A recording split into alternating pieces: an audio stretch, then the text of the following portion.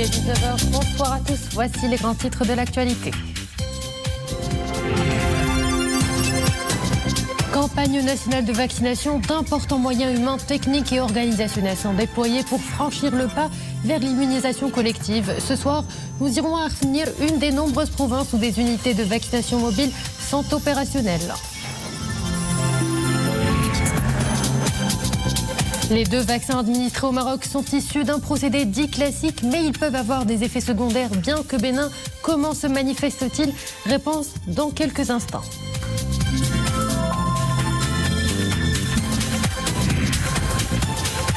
Enfin, nous irons à Bni Mellal où un nouvel état-major métier de la santé et de l'action sociale est dans les tuyaux. 600 jeunes y seront annuellement formés aux divers métiers de la santé et c'est très prometteur. Avant de développer ces titres, avec moi au plateau, professeur Mustafa Naji, directeur du laboratoire de virologie de l'université Hassan II de Casablanca et membre du comité scientifique et technique national. Merci professeur d'avoir accepté notre invitation. Rappel hebdomadaire de l'activité royale. Sa Majesté le roi Mohamed VI a procédé jeudi au Palais Royal à Fès au lancement de la campagne nationale de vaccination contre le virus de la Covid-19. Sa Majesté le roi a reçu la première dose du vaccin contre la Covid-19. Conformément aux hautes instructions royales, la campagne de vaccination sera gratuite pour l'ensemble des citoyens. L'objectif étant d'immuniser toutes les composantes du peuple marocain. 30 millions pour vacciner à peu près 80% de la population, de réduire puis éliminer les cas de contamination et de décès dus à l'épidémie et de contenir la propagation du virus, dans la perspective d'un retour progressif à une vie normale. Cette campagne nationale se déroulera de façon progressive et par tranche et bénéficiera à l'ensemble des citoyens marocains et résidents de 17 ans et plus.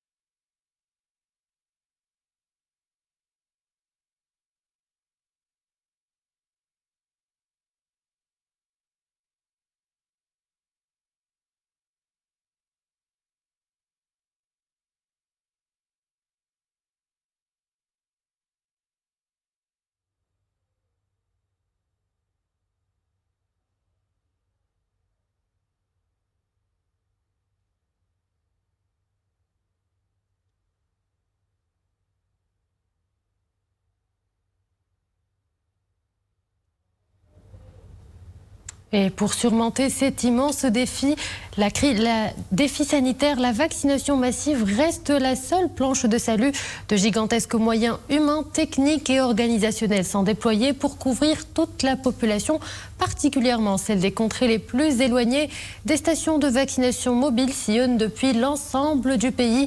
Une de nos équipes a embarqué dans une de ces unités à Arfnir. C'est un reportage de Riyad Sarti, Mohamed Bishnan et le commentaire est de Mariam El-Messi. Début de matinée plutôt animé au centre de santé urbain de Tarfaya. L'équipe de vaccination s'active. Dernier check-up, matériel, stock des fioles, tout est fin prêt. La vaccination peut commencer. Pas sur place, mais à une centaine de kilomètres de la ville. Direction Arfnir, il aura fallu 1 heure de route pour rallier cette commune rurale nichée au cœur des provinces sud. Point de chute, un centre aménagé à l'occasion accueille les premiers servis, impatients de recevoir leur première injection. Nous sommes au rendez-vous pour recevoir la première dose. Nous prenons exemple sur Sa Majesté le Roi, qui est le premier à avoir reçu le vaccin. L'équipe a fait ce déplacement avec une mission précise, rapprocher l'accès au vaccin en faveur des habitants de cette localité rurale. Nous sommes entièrement équipés pour assurer une bonne prise en charge des catégories cibles. Le parcours est presque identique dans les 7 stations de vaccination déployées à travers la province. Une vaste couverture des catégories ciblées rendue possible grâce notamment aux dispositifs mobiles. Au lieu de se déplacer, c'est le vaccin qui va jusqu'à elle. Dès notre arrivée, nous avons pu sentir tout l'engouement autour de cette opération. Nous en appelons à l'adhésion de toutes et de tous et à l'engagement patriotique et solidaire des populations cibles pour que cet événement national soit une réussite. Une mobilisation tous azimuts. Cadres médicaux et autorités locales se mettent en ordre de marche pour prendre en charge efficacement une patientèle vulnérable et franchir, enfin, le pas vers l'immunisation collective escomptée. Ils sont en première ligne de cette campagne de vaccination, nos seniors et les personnes fragiles. Dans les 4 coins du royaume, ils reçoivent leur première dose dans les unités de dispensaires et unités hospitalières et autres vaccinodromes. À Chichaoua, c'est un reportage de Soumia Bliayachi, Hassan Mskour et Zakaria Moukin Billah. C'est un grand jour pour le Hajj Mohamed. Aujourd'hui, il va se faire vacciner contre le Covid-19. Dès qu'il a été au courant du lancement de cette campagne nationale, Hajj Mohamed a tenu à être parmi les premiers bénéficiaires. Assisté tout au long de l'opération, il retrouve les siens dans une ambiance de gaieté et d'espoir. Nous avons été chaleureusement accueillis par les agents chargés de l'opération de vaccination. Tout s'est bien passé.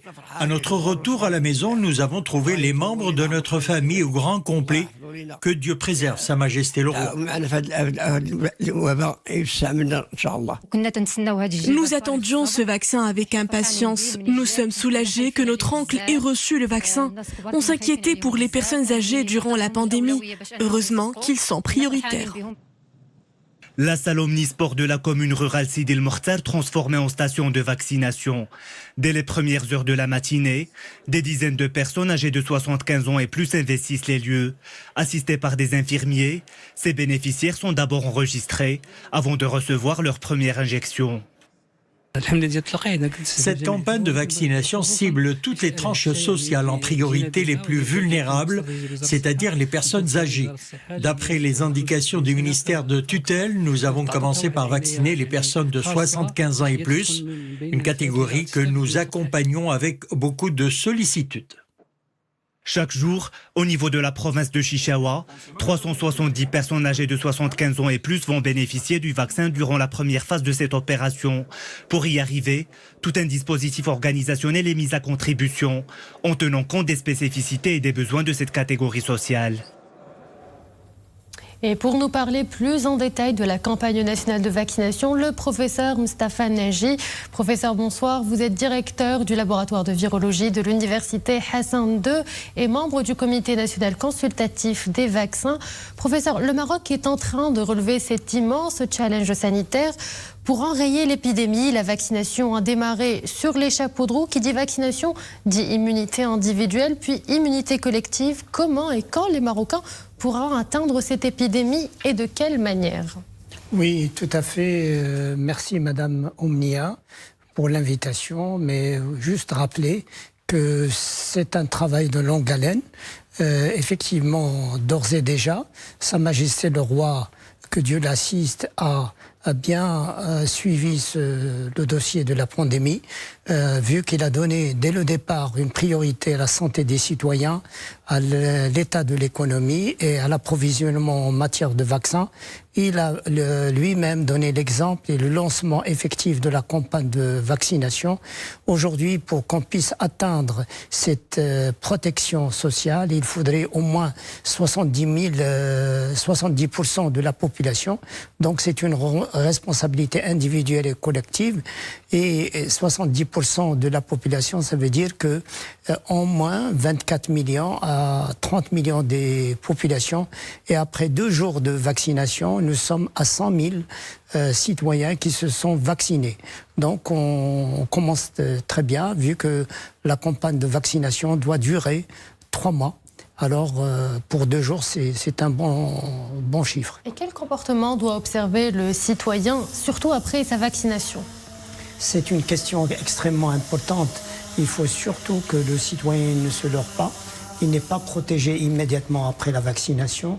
Il faut absolument qu'il maintienne les gestes barrières et même les doubler, parce qu'il n'est protégé que après avoir reçu les 2 doses de vaccin. La première dose après 3 semaines pour le vaccin de Sinopharm et après 4 semaines pour le vaccin de AstraZeneca.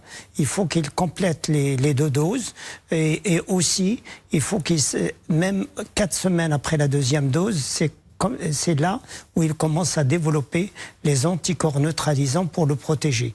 Autrement dit, durant toute cette période de 3 mois, la personne n'est pas protégée. Il faut qu'il maintienne les mesures barrières. Donc c'est tolérance zéro, vacciné ou pas. Et justement, professeur, qui sont les personnes qui ne doivent pas se faire vacciner?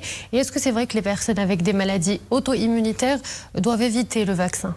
D'abord, le vaccin, il est préconisé à toute personne qui a 17 ans et plus. Et bien sûr, dans la stratégie de vaccination, elle va durer 3 mois. Elle est répartie en 4 périodes. Et chaque période est de 21 jours. Il est consacré à une catégorie de personnes. La première catégorie concernée, c'est les personnels de la santé, les gens de l'éducation, de la sécurité et aussi les gens âgés de 75 ans et plus. Ça, c'est le numéro 1. Mais il y a d'autres catégories où le vaccin il est contre-indiqué, comme les gens qui ont des maladies auto-immunes ou les gens qui ont une déficience immunitaire, les gens qui ont des maladies chroniques, les femmes enceintes, les femmes allaitantes et aussi les gens avec des maladies chroniques ou même aussi les gens qui ont contracté le virus de Covid et il ne faut pas qu'ils se vaccinent qu'après normalement 3 mois, mais à partir de 1 mois, ils peuvent se vacciner. Aussi, le vaccin est contre-indiqué à quelqu'un qui vient de recevoir un autre vaccin. Il faut qu'il attende au moins 2 semaines avant de se vacciner. Il est contre-indiqué à toute personne qui a une autre infection, qui est le siège d'une infection. Il doit attendre qu'il revienne à la normale avant de se faire vacciner. Donc, depuis la nuit des temps, les vaccins dits traditionnels comme le Sinopharm et l'AstraZeneca peuvent donner des effets secondaires somme toute bénins. Je vous invite, professeur, à regarder avec nous ce reportage de Mohamed Larouir, Reda Fja et Sarah Katir. Comme tous les vaccins, il peut survenir des effets indésirables avec les vaccins anti-Covid reçus par notre pays, l'AstraZeneca et Sinopharm. Selon les études déjà menées, ce sont des effets secondaires bénins dans la majorité des cas et qui disparaissent en quelques jours. Des effets secondaires minimes à type de céphalée, à type de douleur au point d'injection, de rougeur, de myalgie, de fébricule qui disparaissent quelques jours après la vaccination. La même chose pour le vaccin AstraZeneca. Il y a des milliers de doses qui ont été données en Angleterre et en Inde et on n'a pas vu d'effets secondaires graves. Certaines personnes doivent toutefois être prudentes avant de se faire vacciner et qui sont الناس اولا اللي عندهم حساسيه يقولوها للطبيب ديالهم. les gens souffrant d'une quelconque allergie et qui doivent aviser le médecin au centre de vaccination qui est seul habilité à les autoriser à se faire vacciner ou non. Les femmes enceintes et allaitantes aussi ne doivent pas être vaccinées sauf en cas de majeure nécessité. Pour les gens qui auront des effets indésirables après le vaccin, la prise du paracétamol peut être suffisante pour faire disparaître ces effets. مثلا بحال الباراسيتامول ديال حريق الراس كيكون كافي باش يحيدوا هذوك الاعراض. Au Maroc, un suivi post-vaccinal est assuré pour les personnes vaccinées et dans le cas où des effets secondaires apparaissent à la suite de la prise du vaccin anti-Covid, le patient devra aviser un médecin via la plateforme dédiée à cet effet. Donc justement, professeur, c'est un suivi très rigoureux qui attend les personnes vaccinées. Est-ce que vous pouvez nous en dire plus ? Oui, tout à fait. Il faut dire que la personne, dès sa prise en charge par le médecin, il y a un interrogatoire au début, avant la vaccination, qui dure entre 10 et 15 minutes. Et il faut tout dire au médecin. Il ne faut pas essayer de cacher quoi qu'il en soit, parce que vous allez aider la prise des décisions sur des bonnes bases. Et après la vaccination, la personne il est gardée en observation entre 15 et 30 minutes sous la surveillance du médecin. Et après, le médecin il va fixer le rendez-vous pour la deuxième prise de la dose. Et après, il y a un suivi après une semaine, après un mois, après une année entre la personne et le médecin traitant pour voir si effectivement il n'y a pas d'effets indésirables ou qui surviennent après. Donc il faut absolument maintenir et il faut signaler, comme ça a été très bien dit, toute anomalie à travers la plateforme qui est dédiée à cet effet. Merci professeur pour tous ces éclairages. Alors à présent, les principaux indicateurs épidémiologiques, toujours en nette amélioration ces dernières 24 heures. Le total des cas positifs sur 8263 tests effectués de 466 cas. Le deuxième indicateur est celui des décès, 16 depuis hier 18h, soit un taux de létalité de 1,8%. On recense 532 nouvelles rémissions, soit un taux de guérison de 95,3%. La pression sur les services de réanimation est moindre. 714 cas critiques ou sévères dans l'ensemble des hôpitaux du Royaume. Mais malheureusement, nous dénombrons pas moins de 38 cas confirmés de patients intubés, auxquels s'ajoutent 15 autres cas probables. Un nouvel institut de formation au métier de la santé et de l'action sociale s'apprête à sortir de terre. C'est à Bni Mellal où il sera implanté, financé par le fonds Sharaka et en partenariat avec le Millennium Challenge Corporation. Ce projet viendra améliorer la qualité de la formation professionnelle au Maroc. Plus de détails avec Omar Jleidi et Nisra Nasdar. Bientôt opérationnel, le nouvel établissement va démarrer fort. Chaque année, il formera 600 jeunes ou divers métiers liés au secteur de la santé. Les perspectives s'annoncent prometteuses, les étudiants s'en réjouissent. Ça va nous accorder de l'appui et l'assistance pour renforcer nos capacités en tant qu'étudiants, mais aussi en tant que citoyens de la région. Nous aurons l'honneur de contribuer à la réussite du projet par nos clubs de l'université.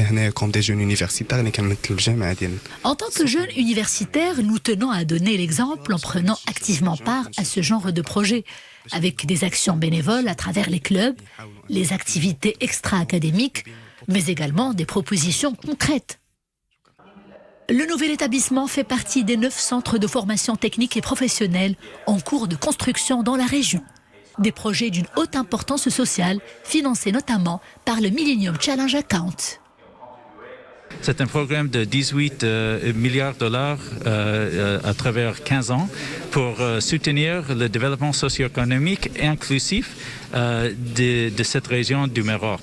Et je suis très fier du partenariat qui existe entre nos deux pays. En plus de cet institut, le Millennium Challenge Account finance 14 autres projets à travers le Royaume, et cela dans le cadre d'un projet global de plus de 400 millions de dollars, des projets au service du développement économique et de la jeunesse marocaine. La crise sanitaire a certes accentué l'engouement des entreprises marocaines pour le digital, télétravail, webinaire, visioconférence. Pour autant, nos entreprises ont-elles acquis ce qu'on appelle la maturité digitale? Une question à laquelle tente de répondre cette enquête réalisée par l'Association des utilisateurs des systèmes d'information au Maroc. Un total de 70 dirigeants d'entreprises marocaines de différentes tailles ont répondu. Une lecture des résultats que nous proposent Mohamed Chekir, Reda Fja et Dominique Orlando. Considérée comme l'une des pièces maîtresses de développement pour assurer la pérennité des entreprises, la digitalisation est aujourd'hui quasiment sur tous les fronts. Une entreprise sur 7, ce qui n'est pas énorme, mais c'est déjà un bon début, ont mis une stratégie de développement et de transformation digitale. Quand on pense au secteur financier, par exemple, à un certain nombre d'industries, aux établissements publics et semi-publics elles-mêmes, il Il y a aussi une entreprise sur 3 qui sont en pleine réflexion sur comment intégrer la start-up au sein de leur réflexion autour du digital. Nous avons aussi noté que le digital est porté par le top management. Pratiquement 60% des entreprises portent le digital au top management, au sein des executive committees. Et donc, voilà un certain nombre de chiffres. Et des chiffres en amélioration qui ont été aussi tributaires en 2020 des nouveaux impératifs dictés par la crise sanitaire. Cela a permis de booster le digital, cela a permis aux gens de tester le travail from home, cela a permis aussi de tester notre infrastructure, cela a permis aussi à l'éducation de se déporter dans nos maisons, chez nous. Et donc, bien évidemment, un certain nombre d'expériences qui ont très bien réussi, d'autres qui vont être expérimentées et donc améliorées pour que dans l'avenir, la qaddarallah, s'il y a d'autres disruptions du type Covid ou autre, qu'on soit relativement assez bien préparé. Concernant l'arrivée éventuelle d'un énorme bug planétaire qui mettrait cette fois-ci toutes les connexions à l'arrêt, les inquiétudes se veulent moindres, car il s'agit aussi pour le digital de parer à toute nouvelle éventualité.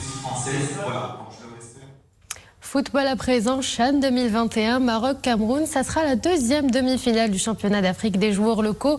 Les Lions de l'Atlas se sont imposés en effet cet après-midi face à la Zambie sur le score de 3-1. Le Maroc jouera mercredi face aux Lions indomptables à 20h à Limbé.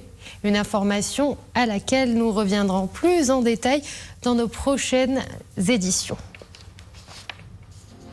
Et voilà, c'était la fin de cette édition. Merci à vous de nous avoir suivis. Excellente soirée sur Aloha.